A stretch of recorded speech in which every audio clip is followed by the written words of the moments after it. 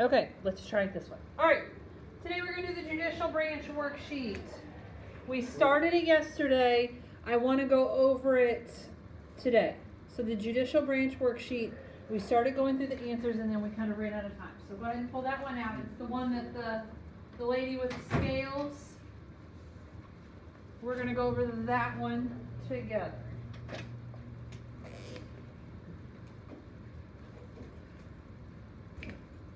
Okay, I'm going to read through the paragraph real quick and then we'll go over the answers, okay? The Supreme Court heads the judicial branch of the United States government. It's the only court established by the Constitution. The Supreme Court usually makes decisions of national importance. The court acts within the laws stated by the Constitution. Because the wording of the Constitution is sometimes hard to understand, it can be difficult to interpret the law. That is one of the duties of the Supreme Court. When the law does make a decision, all other courts in the country must follow that decision to guarantee equal legal justice to all Americans. The Constitution also gives the Supreme Court the power to judge whether federal, state, and local governments are acting within the law, and also to decide if an action of the president is constitutional. So, answer the questions below. The letters in boxes and the answers, when unscrambled, will spell out what a judge in the Supreme Court is called. So, number one, when the Supreme Court usually only hears what kind of cases? Remember from yesterday? What kind of cases does the Supreme Court hear? National. So, number one on the lines, you're going to put national.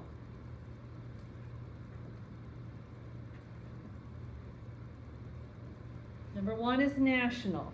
Number two, what set of laws guide the Supreme Court's decision? The Constitution.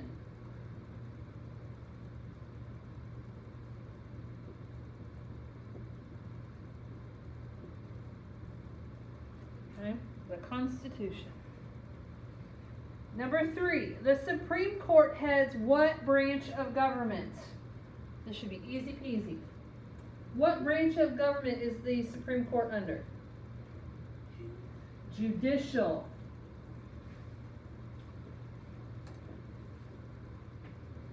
Judicial, judicial. Number four, what other courts, yes, what other courts are there in the United States that must follow the decisions of the Supreme Court? Okay, we have the national level, which we call the federal. We have the state level and local. Now, what kind of courts would be our local level? What county do we live in? Macon County. So Macon County courts would be on the local level. And then we have the state level, so the Illinois state court system, and then the federal. Okay? Eventually, we will have, hopefully, fingers crossed, some visitors from the local level that will come in and talk to you about what the local court system is like. Number five, what is a judge that sits on the Supreme Court called? What do we call them? We have 9 total. Begins with a J. Remember, all the letters in the boxes should spell it out for you.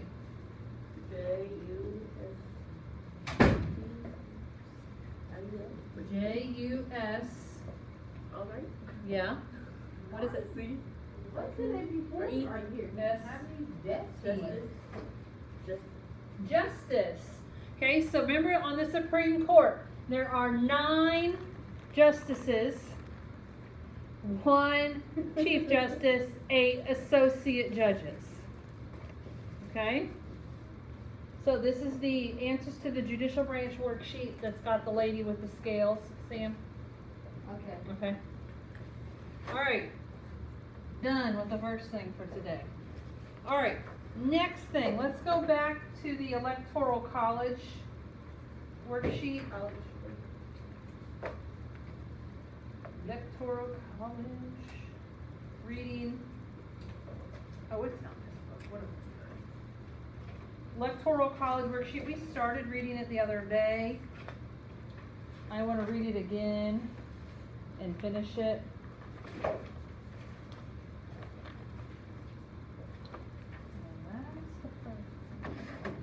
There it is. Okay. The Electoral College worksheet. It's from Ed Helper. Okay. We're going to read through this, how the Electoral College works. And then there's some questions that we're going to answer with it. We started highlighting it the other day. So if you need a highlighter, go ahead and grab one of those.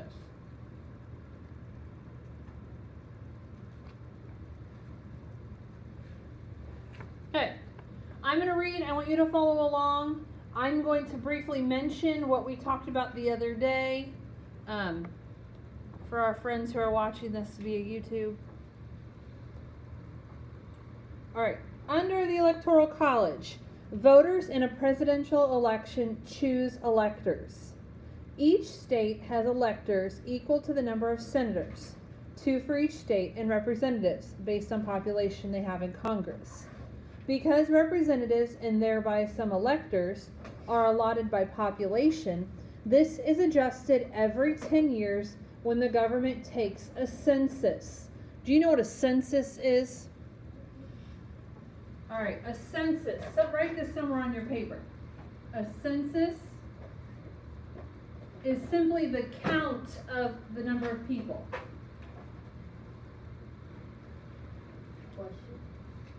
Which worksheet is this?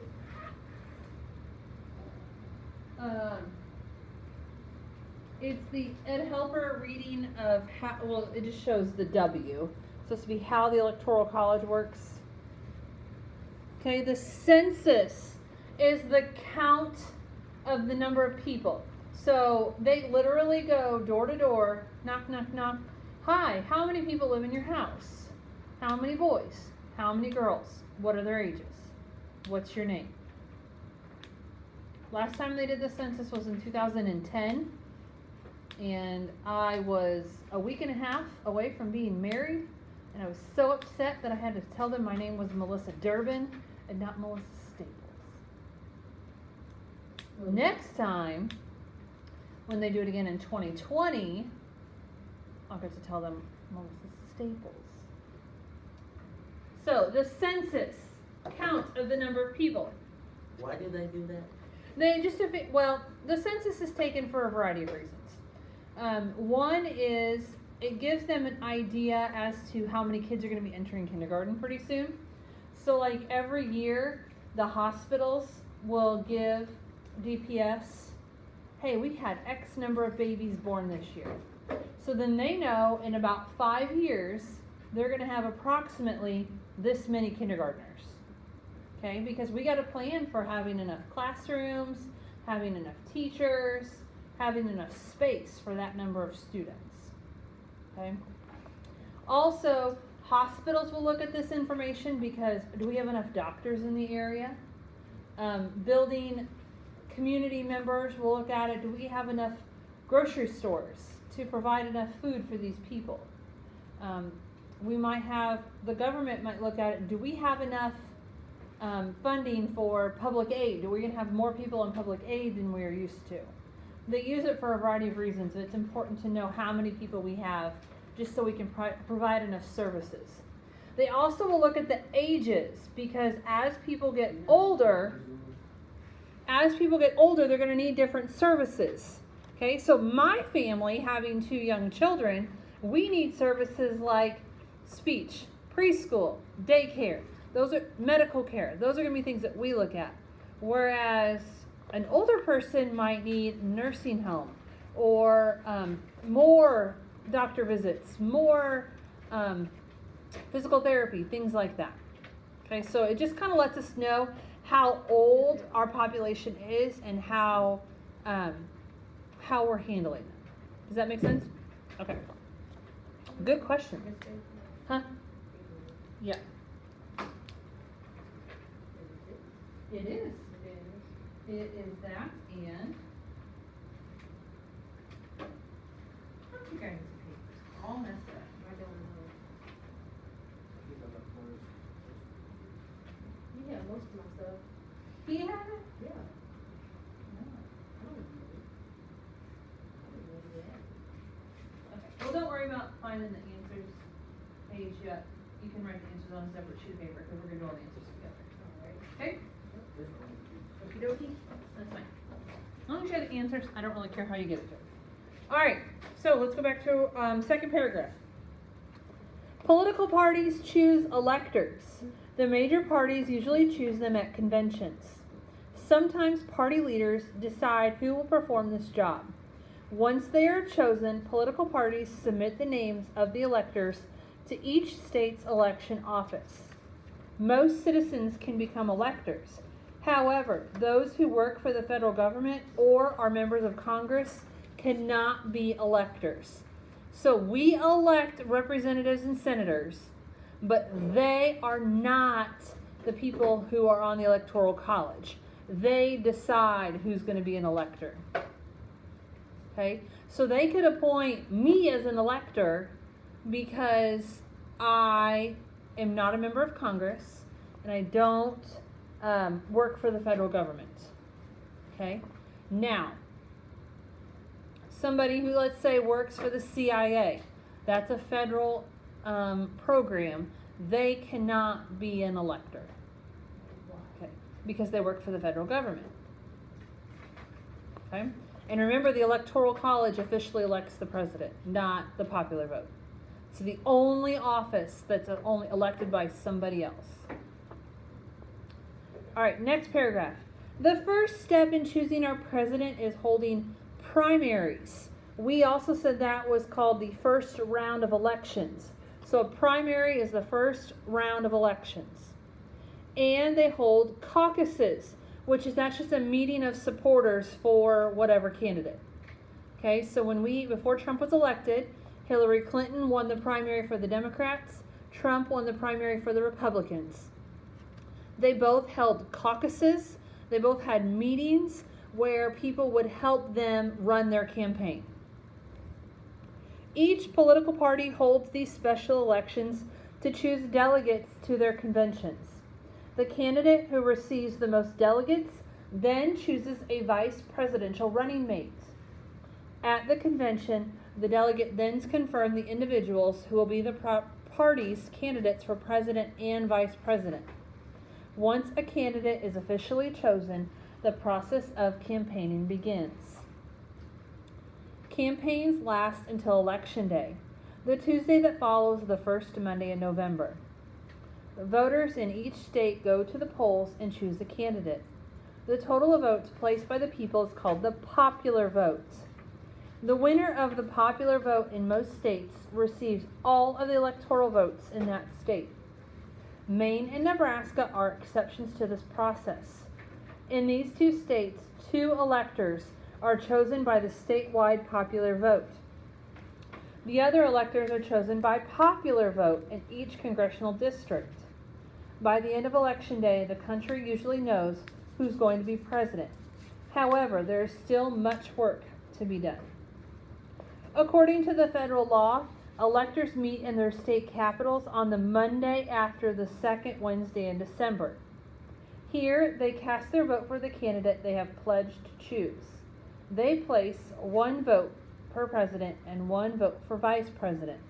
So, on Election Day, the first Tuesday after the first Monday in November, that's when the popular vote takes place. That's when all of us go vote. We go and vote. I go to the poll and I say I want this person to be a president. And I mark my ballot and I turn it in. And then every county counts it up. They count how many votes each person got. Then that information is given to the government. Okay? Now on election night, you can watch the news and they'll tell you that so-and-so was chosen as the candidate for the state of Illinois. Hillary Clinton won the state of Illinois when the presidential election was going on.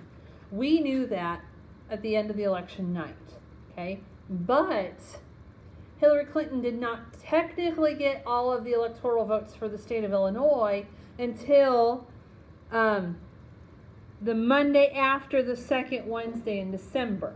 That's when the Illinois people for the Electoral College officially gave their votes to Hillary Clinton. Okay?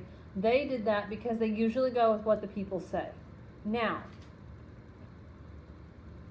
I'll explain what I was going to say after this. So let's finish reading. I'm down at the bottom part of the paragraph, or the reading, down here. Not all electors are bound to vote as they have pledged. In 24 states, electors face no punishment if they change their pledged vote. In other states, punishment ranges from fines to replacing the elector. Over the years, more than 150 faithless electors have voted contrary to their party's candidate. However, it has not affected the outcome of any election. Once all votes are cast, an official from each state seals the votes and sends them to the President of the Senate. On January 6th, during a joint session of Congress, the votes are read. The candidates who receive the majority of the electoral votes are declared the President and Vice President. In the event no candidate receives a majority of electoral votes, the House of Representatives chooses the next president from the top 3 candidates. As a part of this process, each state receives only one vote. Representatives from the same state must work together to choose one candidate. Only an absolute majority decides who will be the president. The Senate chooses the vice president from the top 2 candidates for office. Again, the candidate who receives the majority of the votes is declared the winner. On January 20th, the president and vice president are sworn into office and begin their 4-year term of leading the country. The Electoral College has worked well since the passage of the 12th Amendment. During a few elections, the winner of the Electoral College was not the winner of the popular vote. This has led to a call to reform the system we use to elect our president. In order to do this, Congress must pass a constitutional amendment, which states must ratify. This is unlikely to happen, and the Electoral College appears to be how we will choose our president, our country's leader, for many years to come. Now, why does the Electoral College officially elect our president? Why not popular vote? Because he's not faithful. What? Because they're faithful. Okay, so maybe they're not faithful to one particular party. Okay, back when the 12th Amendment was passed, do you think everybody got to go to school like you guys do? No. A lot of people were not educated. Okay? A lot of people didn't know a whole lot about each candidate. They only knew hearsay. They didn't have telephones and internet and newspapers that got to them quickly. So it was months and months and months before information could get out about each candidate. What about today? Think about today. Are people educated in politics? A little bit. A little bit. Okay, where do you get most of your news? Facebook. Facebook. How creditable is Facebook? Not A lot. You think it's credible? Yeah. Or you could get it from like Yahoo, they don't know. Right. Now, there are some credible sources, but you got to think about it. Like, look at Wikipedia. Any Joe Schmo can go and change any fact in Wikipedia at any time. I know. Now, they do have people that cross-check and they try to edit it and keep up with things, but they can't be perfect. Okay? And just like Facebook, I can go and post anything I want on Facebook. Then you could edit it. And it can be taken out of context too. So if you rely on Facebook for your sole source of information, it's not always going to be correct. Because you know what I heard 14 million times over and over and over again during the election? The little girl stuck in. Donald Trump is going to send all black people back to Africa. Okay, one, if you're an American citizen, he can't send you back to where your ancestors are from. I've been hearing that too. He cannot do that. Your constitutional right is that you are an American citizen. And he can't send us to Africa if we don't want to go. He can't send you to Africa no more than he can send me back to England. You from England? Okay? My ancestors from hundreds of generations ago came over here from Scotland and Ireland and England. So is you from England? No, I'm an American citizen. Are you from Africa? No. No. Okay? So you're an American citizen. So no more than it sounds silly that he can't send me back to England, he can't send you back to Africa. Ain't he working on that wall? Okay. Now, He's still trying to figure they out are his saying that they're building. trying to, what'd you say? He's still trying to figure out his building. Yeah, he is. And that He's is struggling. totally the truth. He's And struggling. they're struggling. There's no plans right now. He's struggling That is for all real. talk. Okay? It's all talk right now. Are they doing some things with immigration reform and things like that? They're gonna take so much Are there of some it. empty promises? Sure. Okay, do we know for sure what's going to happen? No. Does he know for sure what's going to happen? No. Okay, now let's go back to Electoral College. Going back. All right, Electoral College. We have the Electoral College because the people who are on the Electoral College study politics a lot. They study these candidates a lot. Okay, I teach civics, but do I know every single thing about every single candidate? You can. I don't have time for all that. Okay, so these people are educated in politics. They take what I believe into account, okay, but then they also prevent a giant goober from getting elected as president. Okay? I heard kids all the time, Wiz Khalifa's gonna be president. Wiz Khalifa's gonna be president. No, he's not gonna be president. He didn't want to be. Because we had the Electoral College to prevent big giant goobers from becoming president. Does that make sense? But he could kind of buy me. Is he 35 years old? No. Okay, right there. Can't run for president because he's not at least 35. Is he a natural born citizen? Was he born in the United States? Yeah, Okay. Okay, has he lived in the U.S. for the last 14 years? I think so. Okay, so he met 2 requirements, but he's not old enough. Okay? All right, we'll stop there, and after lunch, we'll do something different.